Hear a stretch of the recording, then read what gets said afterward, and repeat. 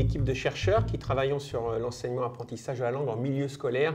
C'est ça qu'on entend derrière Réalangue. Et en fait, le but, c'est d'essayer d'approcher au plus près qu'est-ce qui se passe réellement dans les classes. Parce que dès qu'on parle d'enseignement de la langue ou d'enseignement de la grammaire, on est toujours dans un genre de conflit de ce qu'on voudrait faire faire en tout cas aux enseignants, et on ne s'intéresse pas assez à ce qu'ils font réellement. Et le but de cette recherche-là, ça a été déjà d'observer, alors on est passé par des évaluations, un nombre de classes assez important, CE2, CM1, CM2, puis après on affine petit à petit les éléments qu'on est en train de recueillir en termes de données.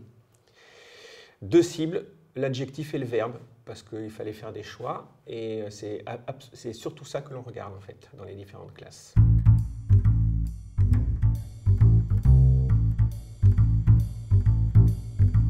Déjà, c'est très compliqué de percevoir la réalité. Qu'est-ce qui se passe réellement dans beaucoup de classes? Mais quand on va chercher des données, les données elles se recoupent entre observer des emplois du temps, observer des déclarations d'enseignants, observer ce qui se passe en classe.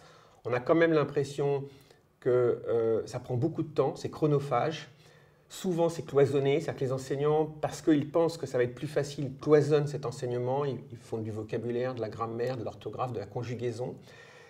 Et dans tous les cas, il y a une insatisfaction générale, que ce soit de la part des enseignants, que ce soit de la part de la société, voire de la société au sens large, pas que de l'école, parce que tout le monde a l'air de dire que le niveau baisse. Donc ce n'est pas satisfaisant. Nous, ce qu'on est en train de dire, c'est que depuis 150 ans, à première vue, on fait toujours à peu près la même chose. C'est ce qu'on appelle la méthode déductive. On apprend une règle, on fait des exercices. Si c'est insatisfaisant, il serait temps de poser les choses et de se dire comment peut-on faire autrement.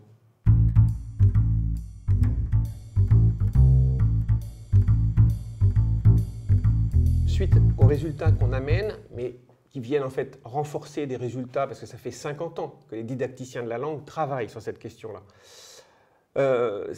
Il y a plusieurs pistes, et ces pistes, elles sont, il faudrait un peu repenser les notions qui sont les cibles à l'école élémentaire et arrêter de tout mettre sur les épaules des enseignants du premier degré, c'est-à-dire qu'il n'y a aucune progression. Si on regarde les programmes, on a l'impression qu'en fin de CM2, il faut avoir tout fait.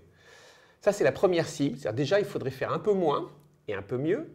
La deuxième cible, c'est peut-être de réinterroger un petit peu la langue et d'arrêter de mettre la pression aussi sur les dos des enseignants du style, il faut absolument voir les exceptions, et on a l'impression qu'on voit même les exceptions avant la régularité. Nous, on pense qu'il faut voir la régularité, quitte à accepter que certaines exceptions, on ne les aborde pas trop vite. Donc il y a une forme aussi de progressivité. Il faut revoir la terminologie, parce qu'aujourd'hui, on est dans un grand bazar terminologique. Les enseignants eux-mêmes sont un peu perdus, et pour nommer des choses simplement, il faudrait revoir les choses. Mais quand je parle de terminologie, je touche immédiatement à des représentations traditionnelles. Dans les programmes de 2015, j'ai participé à l'élaboration des programmes de 2015, nous avions mis le complément d'objet direct de côté. Évidemment, depuis 2018, tout le monde est revenu en courant, et on pense que cette terminologie ne nous aide pas à mieux enseigner la langue, en tout cas à la faire réfléchir aux élèves.